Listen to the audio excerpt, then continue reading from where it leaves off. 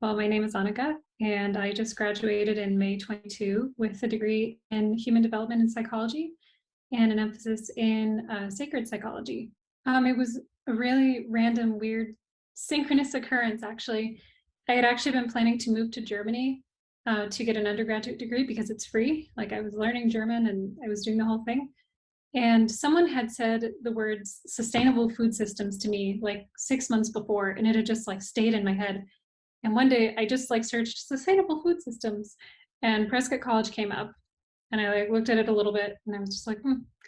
And right as I was about to X out, I just looked at their giant apply button. And part of my brain went, what the fuck, why not? And so I did. And then it was like I got in and they offered me a ton of scholarship money. So it was like almost free to go. And I just kind of rode the tide of that. I just sort of let it happen, and I ended up here. And it ended up being a really healing place for me. So it was great. I think critical thinking is analyzing something and disregarding your feelings and prejudices and the feelings of those around you, and just looking at something very analytically, questioning the source, questioning the motivation. Um, yeah, trying to see trying to find the truth of a statement, I suppose. I think most of my classes that weren't online, there's critical thinking. And then the ones that were online where they were like study groups, where you had to actually meet with people over Zoom. I'd say there are some online classes that were just like essentially reading the textbook and making a post, which was kind of silly in my opinion. But I feel like in some of my last classes I took, like where they were online, we had a discussion group, we would have a lot of sort of breakthroughs on like, because that particular class I'm thinking of was kind of like the ethical legal issues in the helping profession. So it talked a lot about being a counselor. And we just had a lot of sort of personal revelations together about what it means to be a counselor, what your responsibilities are, and what your social responsibility is, like what your position in society is, if that makes sense, and how you can be helpful. But otherwise, no particular situations stand out. I really liked it. I think it's one of the only reasons I finished my degree. um, I didn't love the total freedom of online classes, but I loved how flexible everyone was, how understanding everyone was. And for me, it was really helpful because I felt like the pressure was off. And as a person who's neurodivergent, like that was incredibly helpful to just be able to be like, hey, professor, I need help with this, or I had to take a mental health day this day, and they were just completely understanding.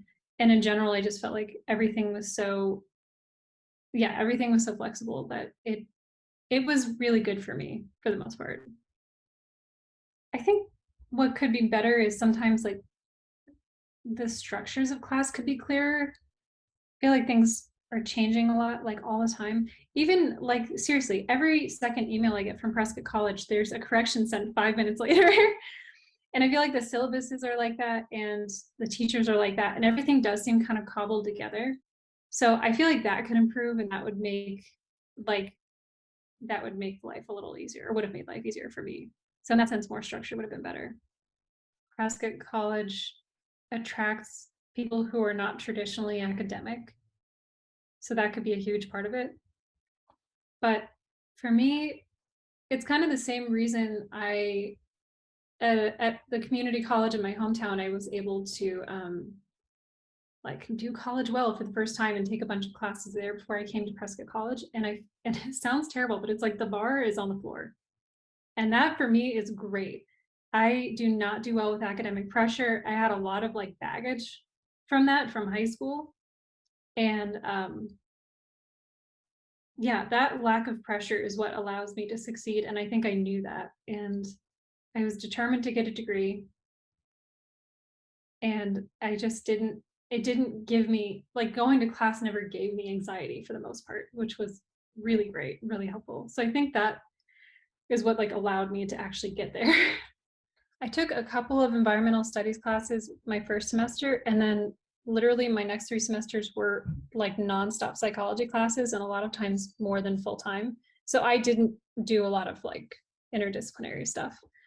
The classes I took were like natural history and ecology at the Southwest 1 and 2. I was doing straight psychology. I honestly didn't do any social justice. I didn't do any other environmental stuff. And I wish I had. I was just kind of trying to get the degree done within 2 years. I am planning to go back to school for a second bachelor's degree, not at Prescott College, for physics. And it's like kind of a completely different direction. But yeah, that's something I've always wanted to do. And it was kind of like I knew before I got to the end of the psychology degree that that's what I wanted to do. And I just decided to finish it anyway. So, well, in interpersonal communication, we're taught about like compassionate communication. And that's kind of what it boils down to, is when you're trying to have a conversation with someone and it's contentious for any reason, you are looking for what they're trying to say and not how they're saying it, if that makes sense. What's the motivation behind what they're saying? Like what need or are they trying to communicate? And you are trying to be a compassionate listener, and you're also trying to not let your own bullshit get in the way. I think the way for people to communicate when they disagree is just to be able to listen to each other, be able to hear what the other person is saying, even if they're presenting it in a format that you happen to find offensive. And I do think that's something people can struggle with, definitely, obviously, on the right, but even on the left in social justice circles, is if you're not speaking the language, if you're not saying things in a perfectly politically correct way, or if you're not, like, if you just don't understand something, I feel like you get silenced rather than educated. I know people who like for example, there was someone I was a roommate with, and he was a straight white man, big burly guy, and he was going to psychology classes or social justice classes too, and he would kind of like get attacked in class.